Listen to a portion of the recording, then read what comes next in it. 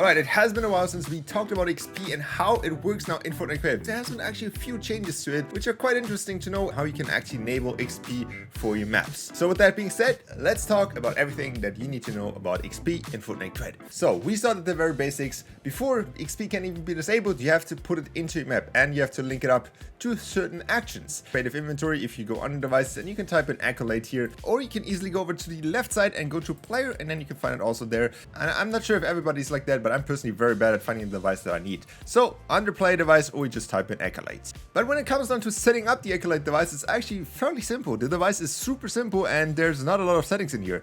The only important setting when it comes down to channels is the award when receiving from channel. That is basically the send note that you're gonna send out when you want to give people XP. For example, pressing a button, killing someone, whatever. All of the other settings are just cosmetic settings. For example, how the XP name is called, what the description is, how it will look like, if you want to have some icons, or if you want to enable it on a certain team. A lot of these settings are super basic, and I actually also have a video on how to set these up with different kinds of like killing someone, pressing a button. So check that out, that hasn't changed in a while. But how the system now determines when you get XP on your maps and when not, when you lose it, yes, you can actually lose it as well. However, there are a few changes since my last video, which I quickly want to show. There's now actually two different modes on how the XP can actually look. So if we quickly go over here, there's a new splash size. There is small, which is the old one, which is like just a normal one that pops on the screen, and there is the large one, which is the more kind of quest thing. They both do the same. They don't give more XP or less XP. It's just a visual thing. But other than that, there's not really something new. There's the new icon identifier, which is on a lot of other devices, not specifically to the XP.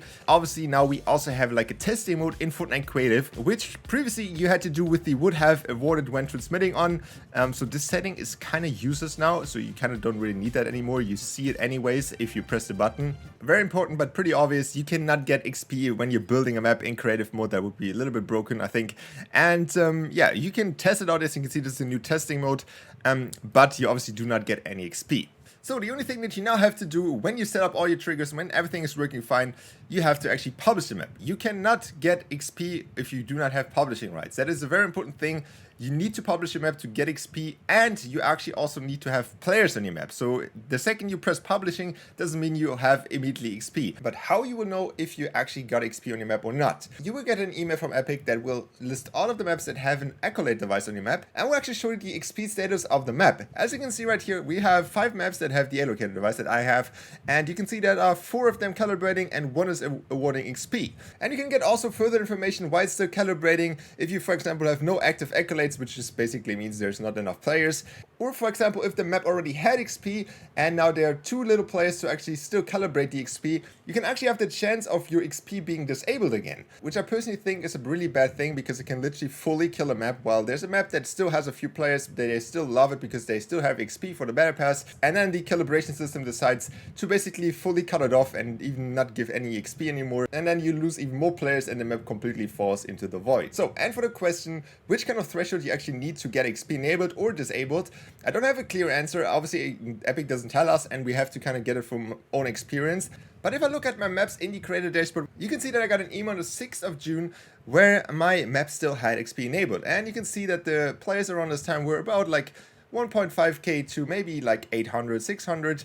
The XP was still enabled. Fast forward to yesterday where I got the email that my XP got disabled, and you can see that I got only about like 600 to 400 plays a day, which in a total week was like only around like 3.5k, which in the week where it still was enabled was about like 13,000. So if I would take an assumption, I would say that if you're like in the 10k player range, you're still safe from your XP not being disabled. Obviously, if you're anything above that, there's no point in even looking for that.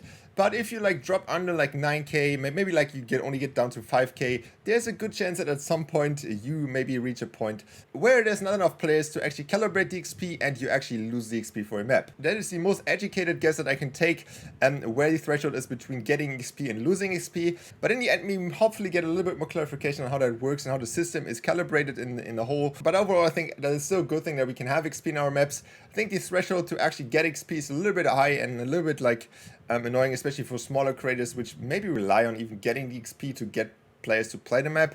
So with that being said, hopefully this could help you out. Hopefully you have a little bit more understanding on how the XP works in FORTNITE Creative, and I will see you guys back in the next one. Bye.